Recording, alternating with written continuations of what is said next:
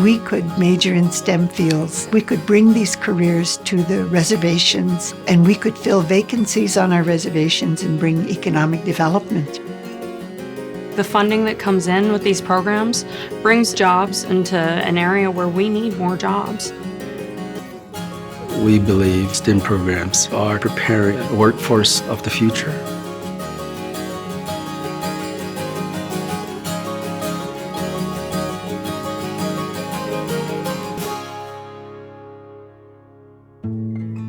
In 2000, after visiting Pine Ridge Reservation, the President of the United States directed federal agencies to develop strategies to combat extreme poverty and high unemployment on Indian reservations. The National Science Foundation, with its mission to support and grow a diverse STEM workforce, was perfectly positioned to respond, and TCUP, the Tribal Colleges and Universities program, was born. There is a need for students to learn the skills so that they can get jobs in the community once they graduate. By going through our program here, our students are able to get jobs in many of the different offices such as Water Resources, Fish and Wildlife, EPA office, some of the BIA positions, planning and land management. Until recently, STEM jobs were typically out of reach to most tribal members. Only a few had degrees in STEM.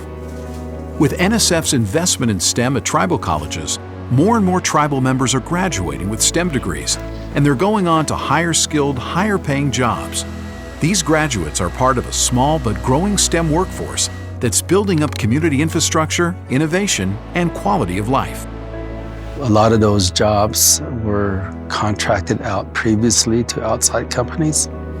We are now working with Navajo Nation to develop those programs here and to prepare our own people to provide those services. There are a variety of careers and professions under the STEM discipline that our people can strive to become: teacher, land management, researcher. We have a couple graduates working at the Tribal Game and Fish. We have a couple working as a Tribal Environmental. We have a couple working in the Energy Department. Spirit Lake Dakota Tribe has our first engineer. Inadequate housing, degraded ecosystems, unreliable water, tribal communities face extraordinary challenges.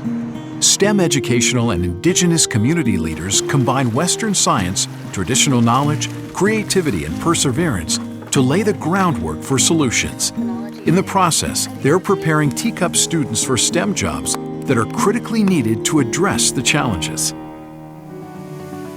Jefferson, a tribal college graduate working toward his master's degree, is researching eelgrass, a vital fish and wildlife habitat. I'm trying to be kind of on the forefront of learning how to map habitat with UAVs, and so if I could apply that in GIS work, add those skill sets to my resume, I think that would make me a strong candidate for jobs in the future.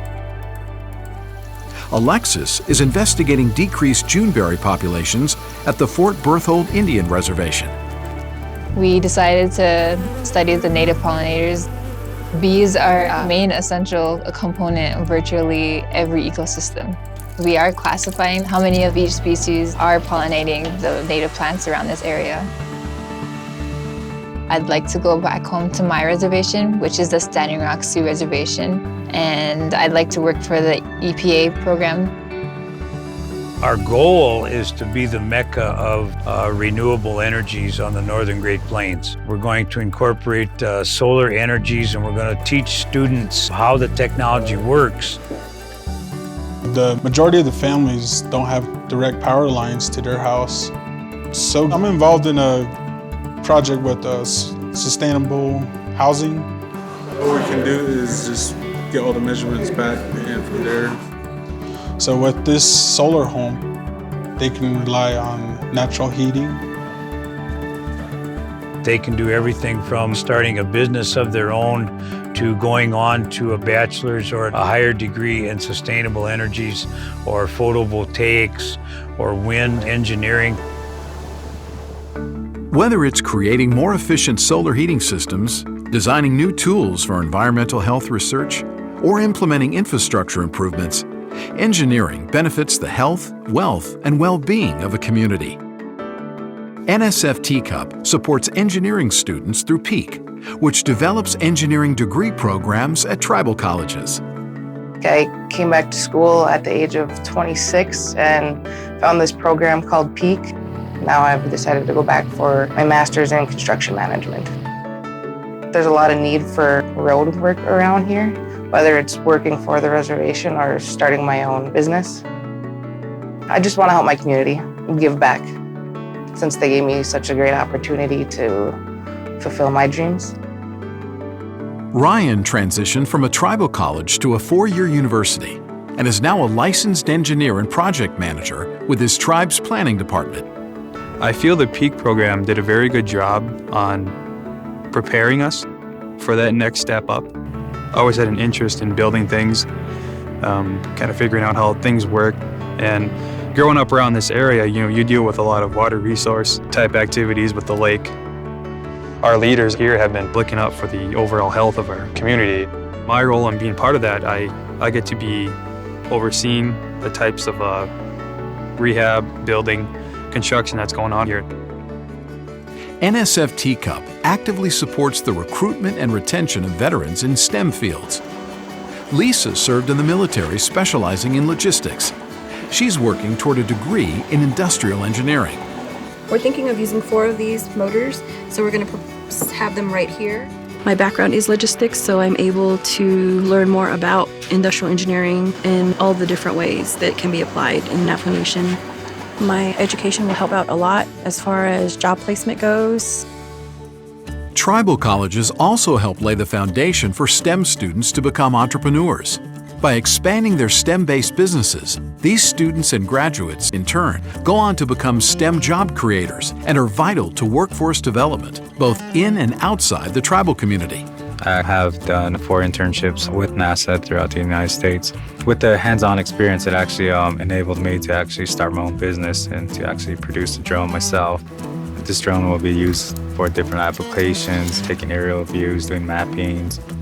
One thing I want to do is focus on the study of uranium mine levels here on the Navajo Reservation. One of the issues that we addressed was... Like Kirsch, Hansen is an entrepreneur, also working toward a degree in electrical engineering. I started my business and it's actually going pretty well. One of the things that I wanted to do was give it sort of a Navajo name. The Navajo word is Atzintlish, lightning. I would like to get into doing more engineering contracts as we go along and get bigger. I would like to have more entrepreneurs on the reservation. If I can do it, they can do it too. Many tribal members with disabilities live in rural areas and have limited access to health care. Engineers are designing innovative biomedical devices, saving lives and creating jobs. I went into electrical engineering. I was going to school for nursing. Kind of got bored with it because the math wasn't very challenging, and I felt like I needed to be challenged. The solar medicine cooler was a project that was submitted to the White House Innovation Challenge. We did receive first place for a tribal college and university. The whole reasoning behind it is because on the Navajo Reservation, there's a high rate of diabetes, and a lot of people don't have electricity. I'm interested in working on devices that can help individuals have a better quality of life. I created a voice-activated power wheelchair. It was broken down, it was sitting in the dirt. I cut it apart and I rebuilt it. My father is handicapped, he's a quadriplegic, and he uses that on an everyday basis now. And there's a lot of people that need it. The STEM classes that I've had here have prepared me to work in the workforce and be a productive employee. As we look at the STEM programs, they will really help build the economy on Navajo. We are preparing a workforce of the future. Investments in tribal colleges and universities by NSF and other agencies are building strong STEM programs, enhanced economic development, improvements in community infrastructure, and a highly skilled and sought-after workforce. What is it we need to do to address endemic poverty in our people, with our communities? We have students who are engineers, we have students who work in the environment, we have students who are doing all these things in STEM. We fight hard to raise that bar economically and to bridge that gap from the disparities. When they see one of their own uncles or brothers making a presentation about water quality or running a science experiment or exhibiting some solar panels, it gives the young ones confirmation that they can do anything they want to also. We're building up confidence. We're building up that hope. Getting an engineering degree or any type of STEM activity degree it's possible. A lot of people feel that in the past that door has been closed, and it's just seeing that door is open. We can do this. We are doing this.